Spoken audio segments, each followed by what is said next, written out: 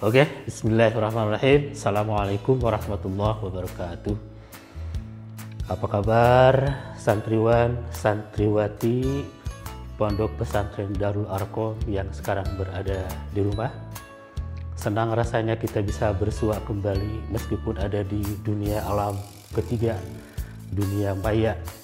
Anda bisa melihat saya, tapi saya tidak bisa melihat Anda. Namun demikian, mudah-mudahan kita berdoa kepada Allah wabah segera berakhir agar nanti kita bisa kembali ke pesantren, bisa belajar bersama, bertemu kembali dalam suasana pembelajaran di dalam kelas agar komunikatif tercipta. Anda bisa bertanya kepada saya dan saya pun bisa bertanya kepada kalian. Adik-adik sekalian, barangkali untuk santri kelas 1 akan merasa asing melihat sosok seperti begini. Ini makhluk langka di Darul Arqam, hanya ada satu-satunya, namanya Aceng Khobir. Kenalkan, nama saya Aceng Khobir. Saya diberi tugas oleh pondok untuk memberikan materi yang ada kaitannya dengan tata bahasa Arab. Seperti di dalam bahasa Indonesia ada tata bahasa Indonesia. Dalam bahasa Inggris juga sama, gramatikal bahasa Inggris, tata bahasa Inggris. Di dalam bahasa Arab itu disebut dengan Qawaidul Lughah Al-Arabiyyah atau tata bahasa Arab. Kenapa ini menjadi penting?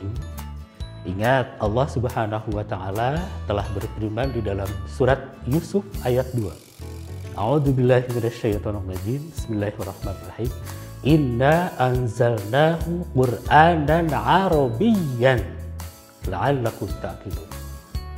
Bahwa Allah telah menurunkan kepada kita Al-Qur'an, namanya itu ditulis dengan bahasa Arab. Kenapa dengan bahasa Arab? Ingat di penghujung ayat la'allakum ta'qilun, agar kalian bisa mempelajari, kalian bisa memahami, kalian bisa mempelajari isi-isi tentang kandungan Al-Quran yang ditulis dengan bahasa itu. Kenapa demikian? Mungkin adik-adik tahu, fungsi Al-Quran diturunkan oleh Allah untuk kita adalah hudal linnas wa bayyinatin minal huda wal furqan. Hudal linnas, petunjuk bagi kita. Siapa kita? Manusia. Bagaimana bisa Al-Quran menjadi petunjuk jalan hidup kita sementara kita tidak paham Al-Quran? Bagaimana kita bisa paham Al-Quran kalau kita tidak tahu bahasa Arab? Bagaimana kita tahu bahasa Arab kalau kita tidak mempelajari tata bahasanya yang disebut dengan Qawaidul Lughah Al-Arabiyyah itu? Maka kemudian belajar Al-Quran adalah kewajiban individu, kewajiban setiap umat Islam, kewajiban bagi siapapun yang mengaku Muhammad sebagai Rasulnya, Allah sebagai Tuhannya. Itu menjadi kewajiban. Maka belajar tata bahasa Arab pun itu adalah menjadi kewajiban. Sesuatu yang niscaya, yang mesti harus dilakukan. Apalagi Umar bin Khattab pernah berkata beliau, ahrisu ala ta'allumil lughatil arabiyyah fa innahu juz'un min dinikum. Ahrisu, semangatlah. Kudu semangat diajar bahasa Arab. Matematik semangat, bahasa Indonesia semangat. Kenapa pas giliran bahasa Arab jadi loyo? Alasan loyonya susah paham, harus buka kamus, harus begitu, harus begini. Tidak demikian, wahai adik-adik. Cobalah, kalau niatnya kuat, insya Allah bahasa Arab bisa disejajarkan dengan pelajaran-pelajaran yang lain yang kalian sukai. Kalau kalian suka matematik, maka anggaplah bahasa Arab itu sebagai pelajaran matematik. Anda suka pelajaran kimia, anggaplah bahasa Arab itu adalah pelajaran kimia. Insya Allah semuanya akan mudah. Adik-adik sekalian, kalau belajar Qawaidul Lughah Al-Arabiyyah, maka di dalamnya ada materi tentang isim, materi tentang fi'il, materi tentang i'rab, materi, pokoknya banyak sekali materi-materi yang ada di kaidah di tata bahasa Arab yang harus kalian pahami sebagai bekal untuk memahami Al-Quran dan sumber-sumber ajaran Islam yang lainnya. Adik-adik kan tahu seberapa banyak sumber-sumber ajaran Islam yang ditulis menggunakan bahasa Arab. Andaikan kita tidak belajar bahasa Arabnya, bagaimana bisa memahami ajaran tentang agama langsung dari sumbernya, dari yang ditulis dengan bahasa Arab itu. Baiklah adik-adik, ingat, jika kita belajar tentang tata bahasa Arab, maka di dalamnya kita akan belajar tentang isim, ciri-ciri isim, kemudian i'rab isim, ya, dan isim itu gimana-gimananya nanti kita akan belajar.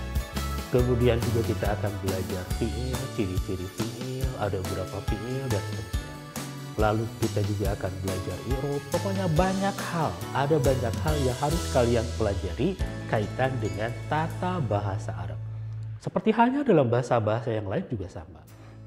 Nah, adapun materi yang dibebankan kepada saya oleh Pono, itu kita sekarang akan belajar bersama tentang fi'il. Nah, ini mulai serius nih. Kita akan masuk pada metode sesungguhnya sesuai dengan apa yang ingin saya sampaikan. Terlepas nanti kebetulan mungkin sekarang adik-adik didampingi oleh ayah, oleh ibu, oleh kakak yang memiliki pengetahuan ke tata bahasa Araban yang mumpuni, itu bisa nanti sharing dengan saya di sini ya. Nanti saya kasih link emailnya. Adik-adik, fi'il. Fi'il itu adalah bahasa Indonesia yang diadopsi dari bahasa Arab. Bahasa Arab, fi'lan, fi'lun, atau fi'il. Kemudian karena susah, maka orang kita biasa menyebutnya dengan fi'il. Seperti isim di Arab. Di dalam teks berbahasa Arab dibaca isim. Tapi biasanya ismun, isman, atau ismul fa'il, ismul maf'ul.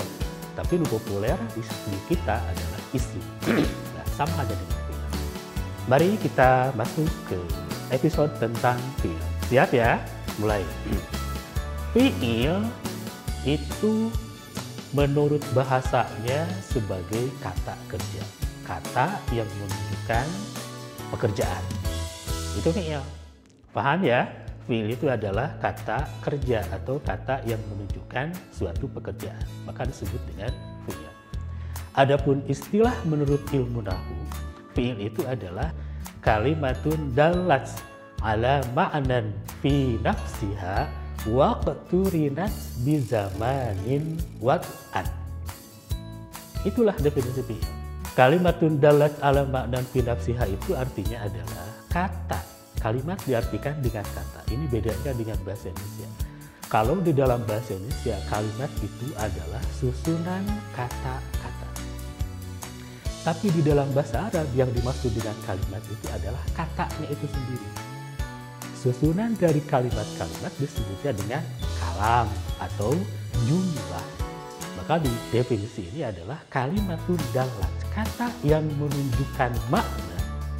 Nah, ingat, waqturinat yang dibarengi, yang diiringi di zaman dengan waktu, keterangan. Itu yang disebut arti. Jadi kata yang menunjukkan sebuah arti yang di dalamnya ada waktu. Pekerjaan itu bisa berubah seiring dengan perubahan waktu. Nah, itulah dimaksud dengan itu. Seperti contoh misalnya, tangan saya di atas, kemudian di bawah. Lalu sekarang saya berdiri. Sebentar lagi saya akan berjalan. Kalau capek mungkin berhenti. Setelah berhenti duduk. Mungkin duduk tidur. Selama manusia hidup, maka akan membutuhkan perubahan pergerakan. Itulah fi'il. Bukankah kesuksesan itu adalah karena dia mau berubah? Maka perubahan itu adalah bagian dari pengertian fi'il. Makanya di dalam fi'il nanti ada kata kerja untuk masa lalu, kata kerja untuk masa yang akan datang atau sedang. Itu kata-katanya pasti berubah. Akan kita terangkan pula.